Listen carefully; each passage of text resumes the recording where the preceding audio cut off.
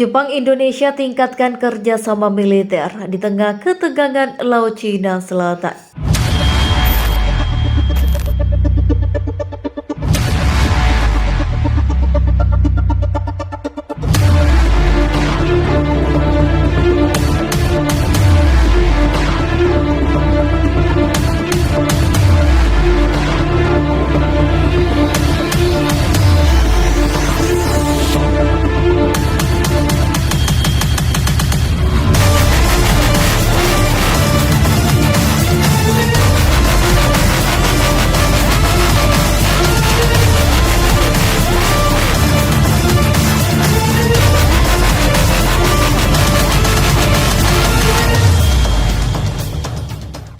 Jepang dan Indonesia sepakat pada Selasa untuk mengkonkretkan kerjasama di bidang pertahanan dan keamanan dengan mempercepat negosiasi tentang penjualan peralatan dan teknologi di bidang pertahanan.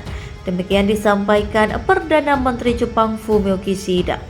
Kishida dan Presiden Jokowi bertemu di Istana Kepresidenan Bogor dan membahas hubungan kedua negara termasuk di bidang pertahanan serta isu Laut Cina Selatan. Dengan mempertimbangkan perkembangan situasi di kawasan, maka kami akan mengkonkretkan kerjasama di bidang pertahanan dan keamanan. Kami sepakat akan mengadakan pertemuan 2+2 meeting dalam waktu tidak lama lagi. Kami juga sepakat mempercepat pengalihan peralatan dan teknologi pertahanan serta mendorong perkembangan sumber daya manusia termasuk di bidang penegakan hukum di laut, ujar Fumio Kishida dalam pernyataan bersama setelah pertemuan.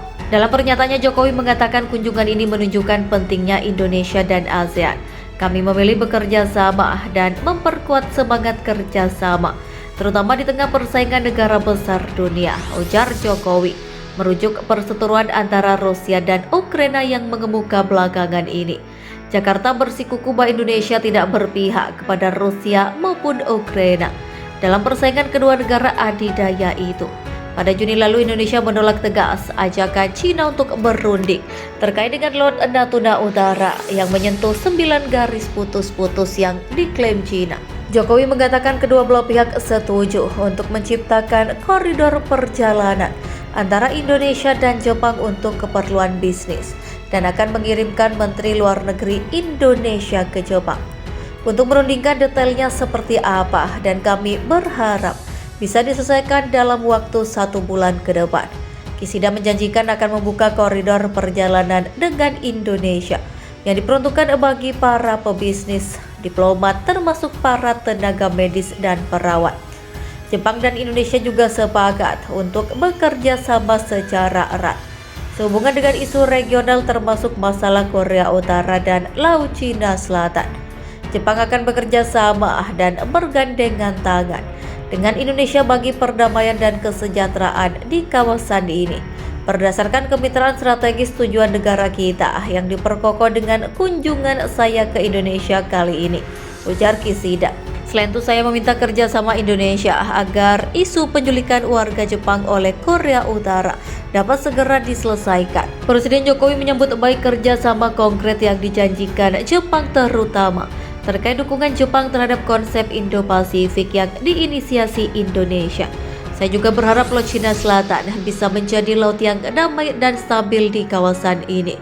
Pakar hubungan internasional dari Universitas Indonesia, Hikmahanto Juwana, menilai kunjungan Perdana Menteri Jepang menunjukkan keberadaan Indonesia sangat penting di mata Jepang.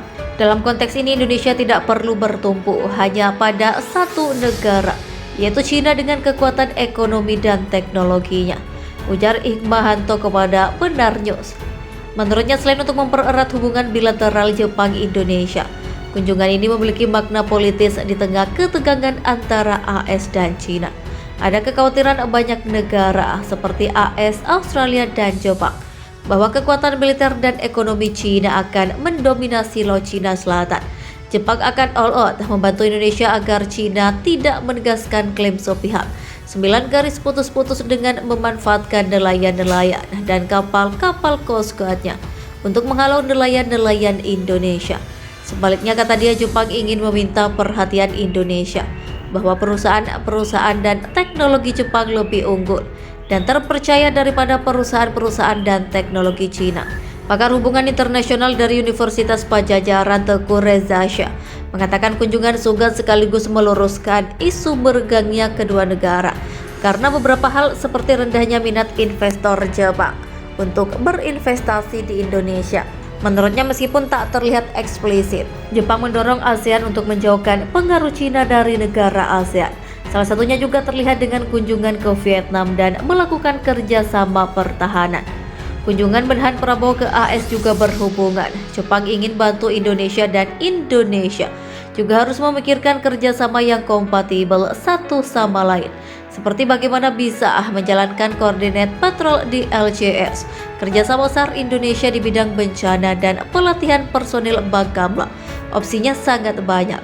Pekan lalu Menteri Pertahanan negara itu Prabowo Subianto mengunjungi Washington untuk bertemu dengan Menteri Pertahanan AS Mark Esper dan untuk membahas akuisisi pertahanan.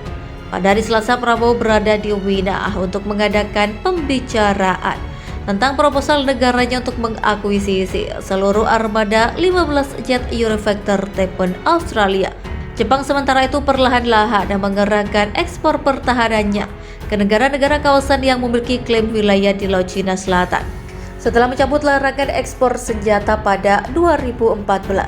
Sehari sebelum tiba di Indonesia, Perdana Menteri Jepang bertemu dengan Perdana Menteri Vietnam di Hanoi dan setuju untuk membasok Vietnam dengan peralatan militer. Kunjungan Suga ke kedua negara ASEAN ini merupakan perjalanan kenegaraan pertama sejak ia dilantik menjadi Perdana Menteri Jepang menggantikan Shinzo Abe September lalu. Pada bulan Agustus, Jepang menandatangani kesepakatan ekspor pertahanan besar pertamanya, menjual radar pengintai jarak jauh canggih ke Filipina.